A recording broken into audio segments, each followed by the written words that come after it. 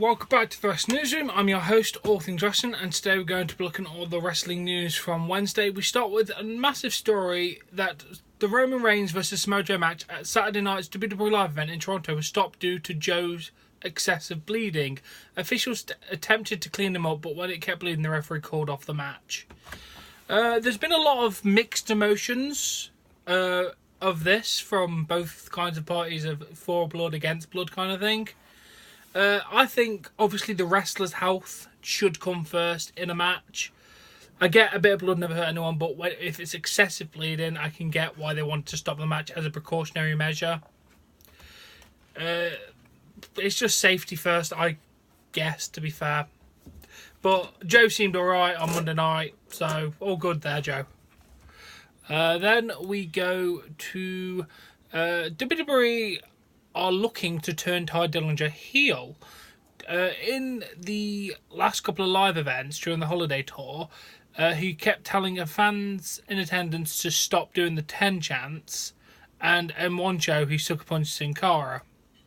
So, heel, probably, I guess. Well, there's nothing else for him to do as a babyface, so you might as well, to be fair. It might work, it might not work, who knows, but you need something new. And in an interview, Kane commented on his current status to WWE. I feel like I still go out and perform at a very high level every night. I tell people, as long as I'm doing that, as long as I'm having fun doing what I'm doing, I will continue performing. When you look at the overall picture, I think that's a lot of what I try to do now, is help the younger guys to find their craft as much as possible. We have some tremendous talent that is on the main roster, of course. People from NXT coming up. I think the future is very bright for WWE. I couldn't agree more, Kane. Looking at what talent they have, there is a lot of decent talent. And I think if used right, NXT, well, it is the best place in the minute. So let's keep it prosperous for the future. And then Brian Pillman Jr., son of Brian Pillman, I hope I didn't have to explain that one, posted the following on his Instagram account after his first wrestling match. Well, I'm normally a man of many words. I just don't know how to sum up the way last night made me feel only using text. So here's a picture. It's maybe worth 1,000 words. It's him just got like that with pretty much in tears.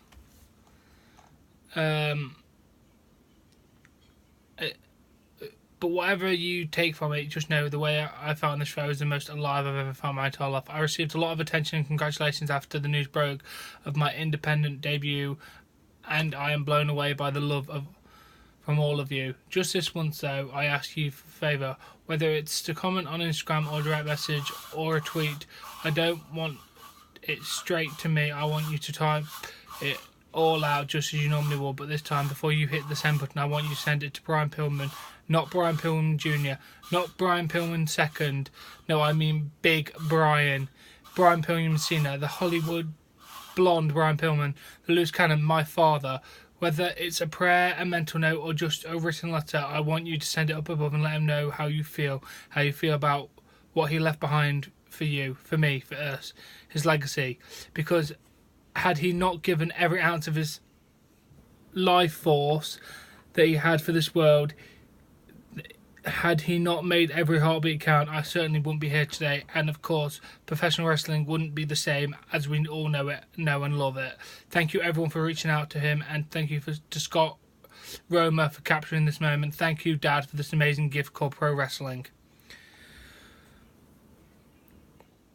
Okay, I'm a lovely sentiment. I'm trying to find the words to sum up that whole lovely, kind of tribute to his father right there. That was absolutely amazing, Brian Pillman Jr. Your dad would be so proud of you. Congratulations on your independent debut. I hope you have a long, healthy, and amazing career, mate. Best of luck to you. And then we go to Chris Jericho talking about his upcoming match in New Japan at Wrestle Kingdom 12. The match was very important to me and very interesting because it's a match no one thought could happen. It's a lot like Floyd Mayweather and Conor McGregor. in you take two huge stars from two separate players and put them in a match that nobody thought could happen. So to me, it's exciting for me. After 27 years of being in the wrestling business, it's exciting for the fans, both New Japan and worldwide. I think it gives Kenny a whole new aspect of his career. Yeah, I get that.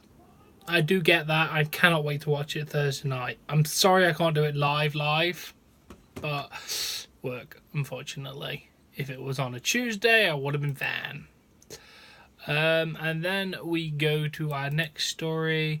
Enzo Amore has been hospitalised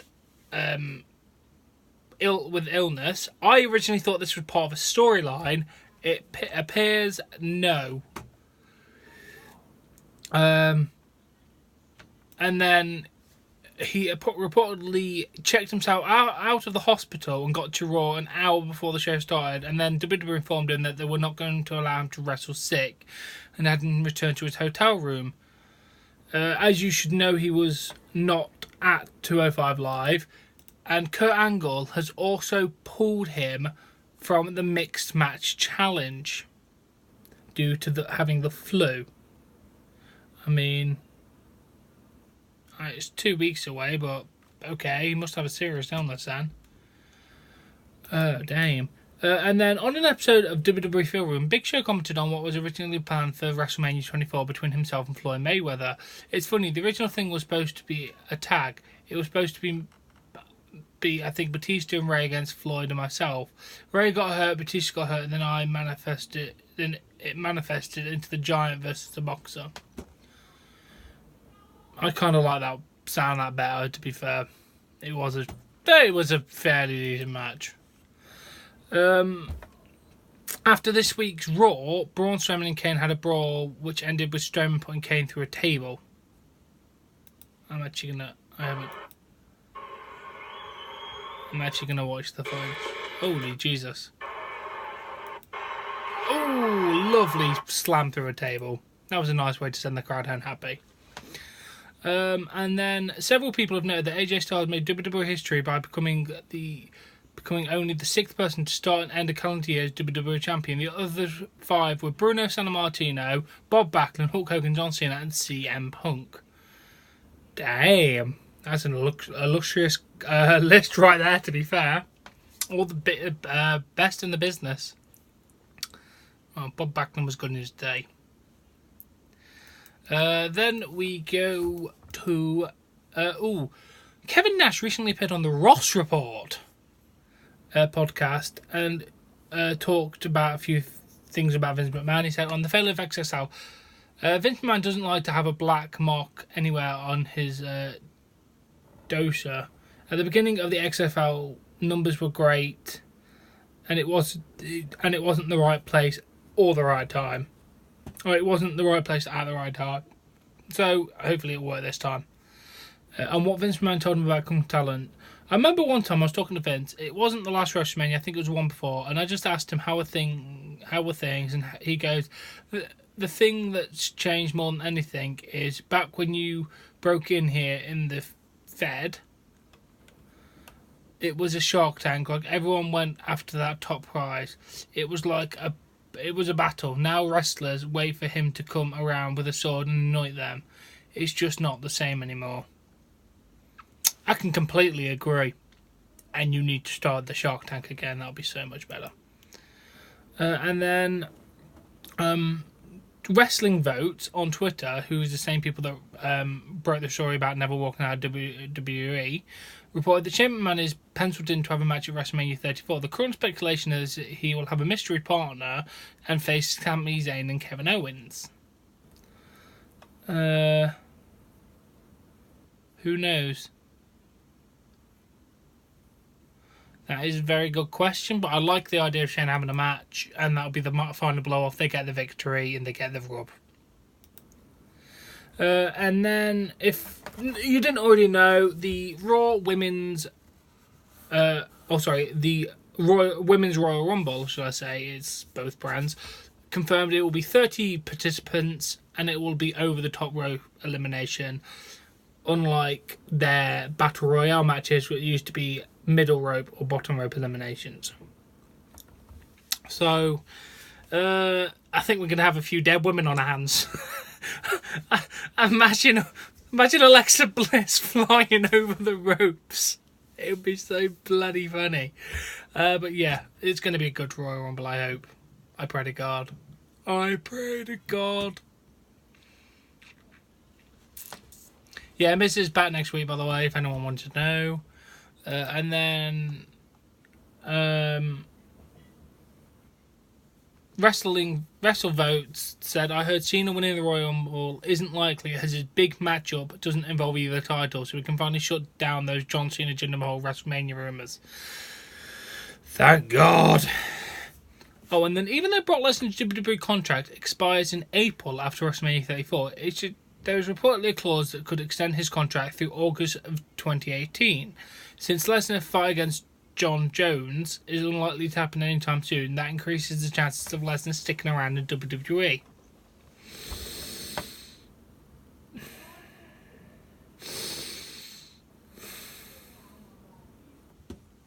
Let's move on. And Conan recently appeared on the Ross Report and commented about what's wrong with WWE's writing.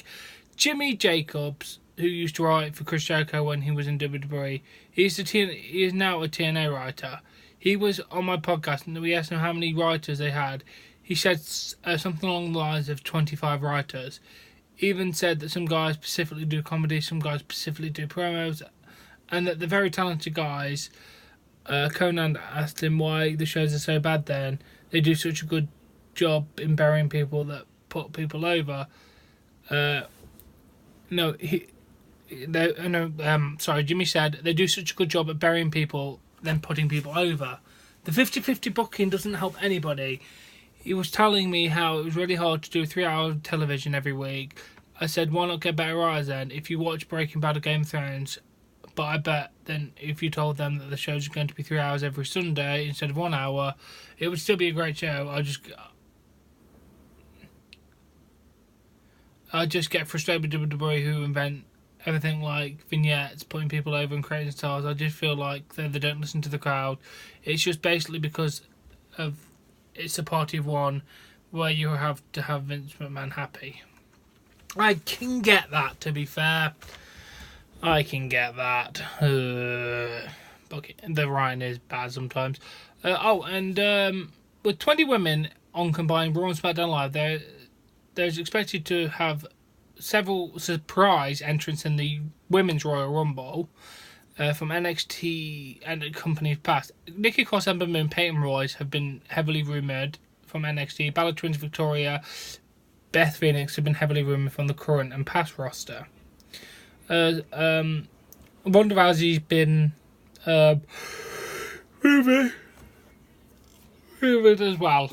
And then again, you could have new debuts, so who knows what's going to go on there. But I can't wait to see. And speaking of Beth Phoenix, she is now going to be joining Michael Cole and Corey Graves as the announce team for Facebook's exclusive show, Mixed Max Challenge. So, damn. So she might even be in the Royal Rumble if she's back up with the company, then yeah, I guess. Oh, and then John Senior talked about Woken Matt Hardy, and he said he doesn't feel like it will work out. Been there, done that, let's move on. It might start with a bit of fine WWE, give it 30 days, 45 days before it gets watered on and the Woken becomes broken. I think WWE is building that feud up. I feel so bad because it's just not the right time. It's not the right thing to do. The gimmick, here's the thing everyone wanted, more frosting on the cake. Finally, Vince McMahon, WWE writers go, okay, we'll give you more frosting on the cake. And what's the first thing that happens when you take your first bite? Too much sweetness, too much frosting on the cake. I don't like it. That's exactly what's going to happen. I make the prediction here and now. The Woken is going to be broken. Highly doubt it, but we'll have to see.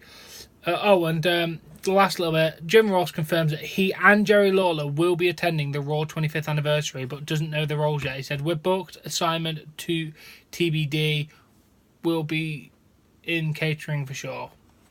So yeah, we're going to have Jim Ross and Jerry the King Lawler for Raw 25th anniversary. Cannot wait. Now, this has been the wrestling news. I do hope you enjoyed it. If you have, please give this video a like. Please support me on Patreon. Link in the description below. Subscribe to more content, and I'll catch you later.